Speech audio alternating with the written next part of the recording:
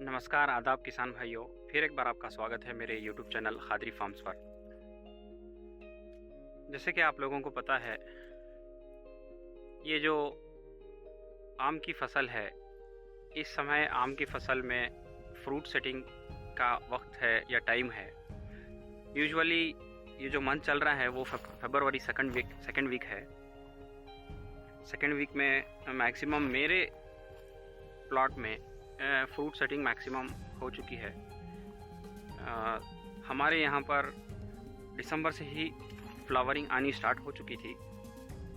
लगभग 2 महीने हो चुके हैं फ्लावरिंग को, और फ्लावर्स जो हैं फ्रूट्स में बदलने स्टार्ट हो चुके हैं।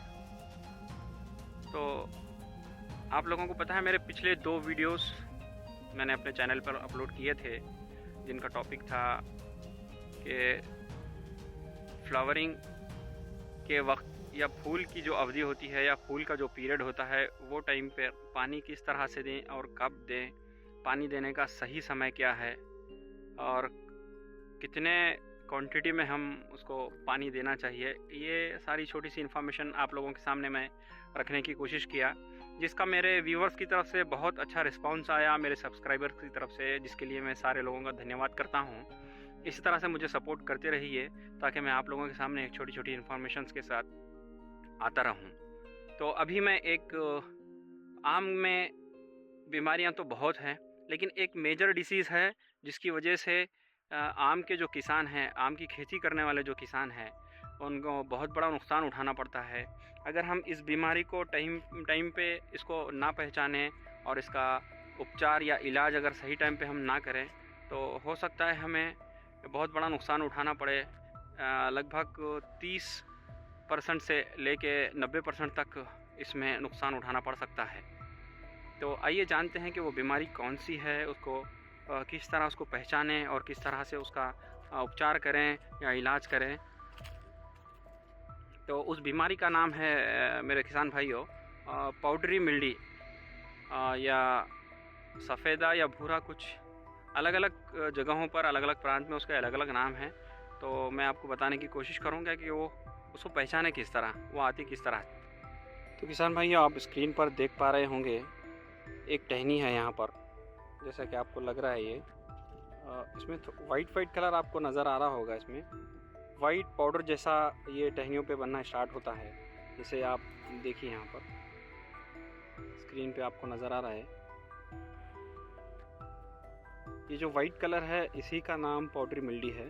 ये प्रमाण उतना ज़्यादा नहीं है मेरे यहाँ पर, लेकिन कहीं कहीं इतना ज़्यादा प्रमाण होता है। अगर टाइम पे हम इसका उपचार नहीं करें तो ये सारी जो टहनी आपको लग रही है स्क्रीन पर, ये सारी वाइट दिखेगी, ये जलना स्टार्ट होगी, और ये जो फ्रूट्स का जो कलर है वो येलोइश होता, पीला होता हुआ ड्रॉप होगा। अगर हम इसको सही वक्त पे ना पहचानें और ना देखें तो बहुत सारा नुकसान आपको देखना। ये टहनी पर भी आपको बताने की कोशिश करूँगा मैं। देखिए यहाँ पर आपको थोड़ा सा वाइट लग रहा है।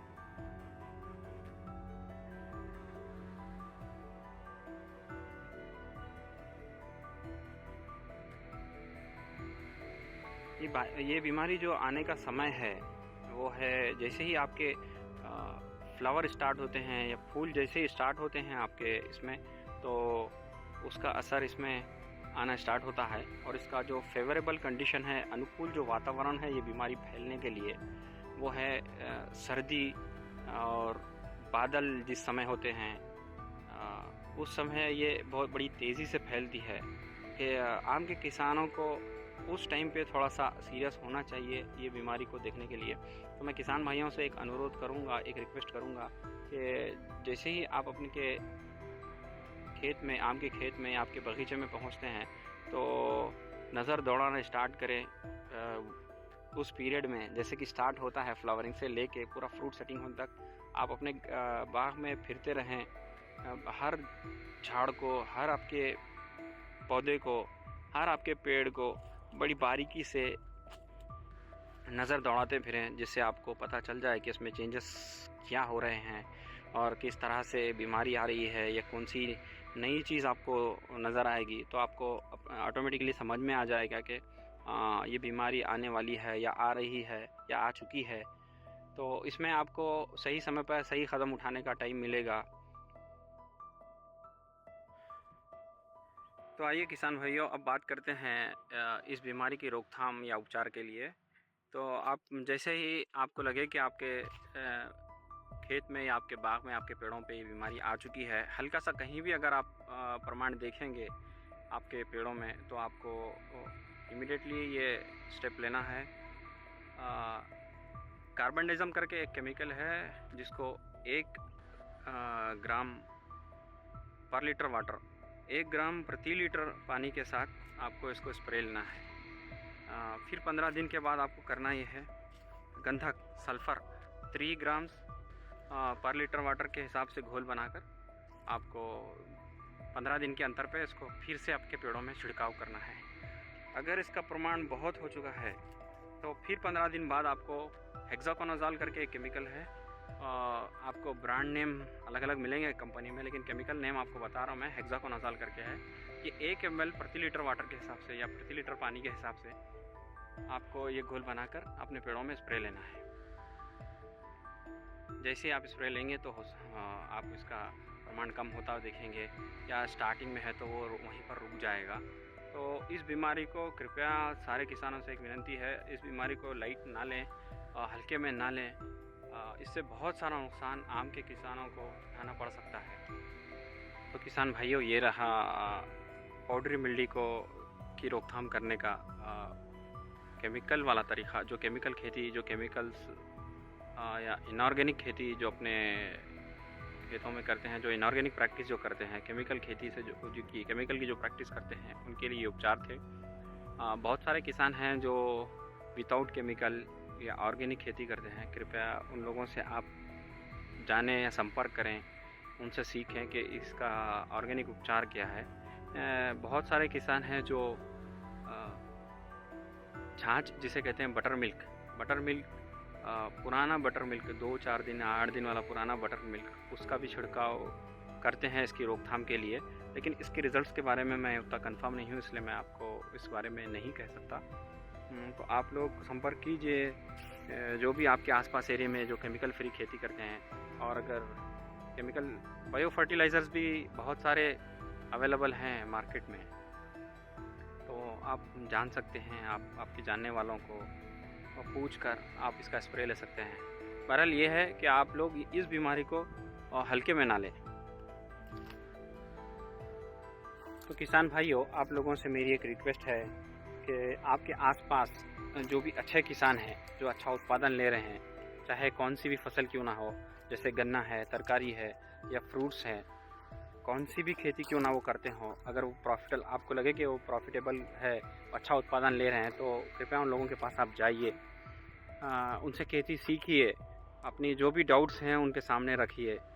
और जो अच्छे किसान हैं उनसे भी मेरी एक विनती है, जो भी आपको मालूम है, जो भी इन्फॉर्मेशन आपको खेती के लाइन में या खेती की फील्ड में आपको मालूम है, तो जो किसान आप लोगों के पास आएंगे या आपसे कुछ सवाल पूछेंगे, कृपया उन लोगों को बिला झिझक या बिला कोई हेजिटेशन के आप उन लोगों को बताइए, उनके मनोबल को बढ़ाइए।